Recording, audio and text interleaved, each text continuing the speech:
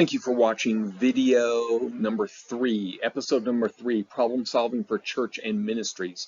This is about the 6 actions in the context and environment of the 4 foundational principles. Problem solving in ministry and church by servant leaders follows 6 general actions that may be repeated actions before progressing to the next action. God, identity, issues, solutions, impact, consequences, private, and evaluations are some of the ideas found in the 6 actions.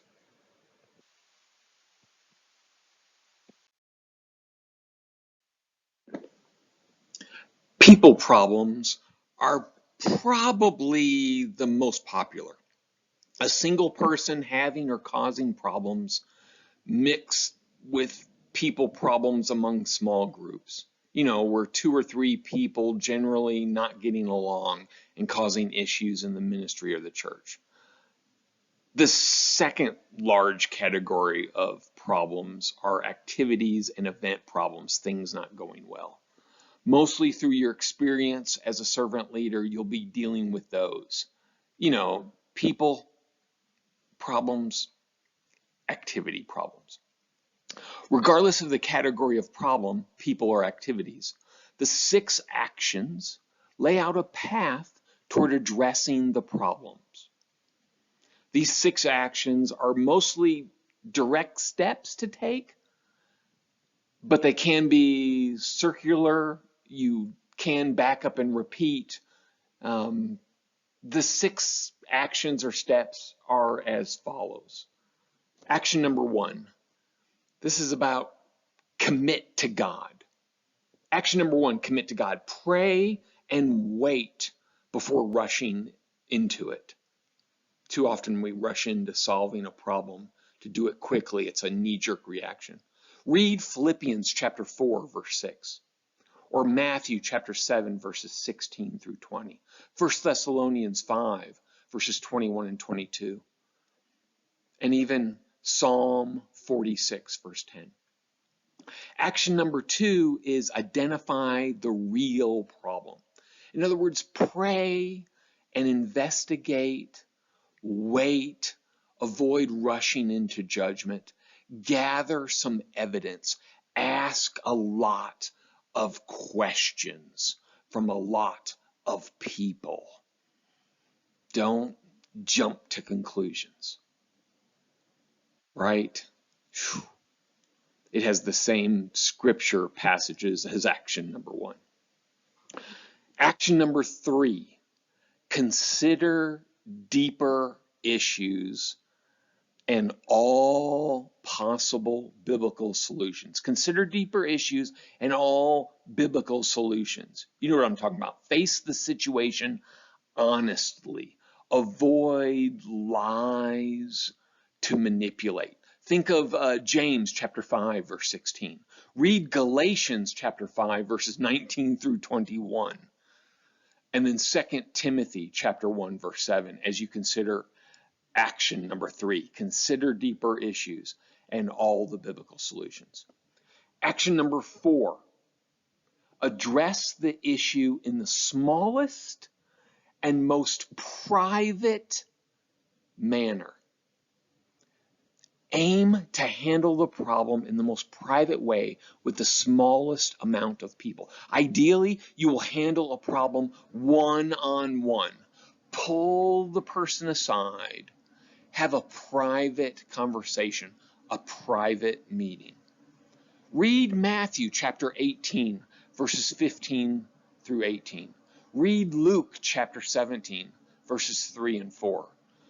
For that matter, read Luke chapter 21, verse 15. You can't err on the side of handling it in a private, small way.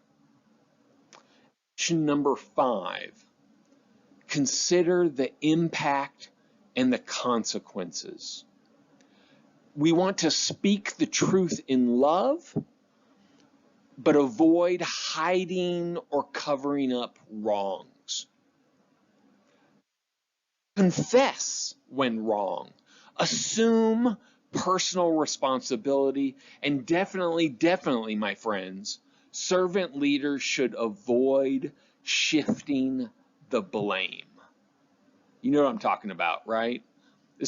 Consider 1 John chapter 1, verse 9. Let's be honest and transparent and consider all the impact and consequences, not only for ourselves, but for the group, for the ministry, for the church. Let's look at the ripple effect, as it were. And then action number 6, post-impact. Evaluate the process that you have gone through, the impact of your action taken, and then the results. So look at the process, the impact, the results, and do so in prayer and counsel in order to improve and grow as a servant leader. So the 6 actions: commit to God, identify the true problem, consider the deeper issues and all the biblical solutions, address the issue, apply the biblical solution in the smallest and most private manner possible, consider the impact and the consequences, to the larger group, to the larger organization, the ripple effect. And then evaluate how it was all handled so that you can improve and grow. As said before, people will be at the center of most problems. So remember to be loving, remember to be kind, to be understanding, and to be prayerful. Most problems are not 911 emergencies, and waiting will aid your perspective and your approach. So take time, please. We will, for the next couple of episodes of this training, be looking at case studies. And these case studies will provide you with opportunities to apply these actions. The case studies are fictional, they're make-believe, but they will provide you an opportunity to apply these 6 actions to the process. It'll be practice. It'll be a safe situation without any consequences. So address the case studies, realizing they're fictional, and that it's practice. And that should generate a lot of discussion because there are almost no wrong answers or absolutely right answers when dealing with the case studies. It sounds like fun, right? Totally.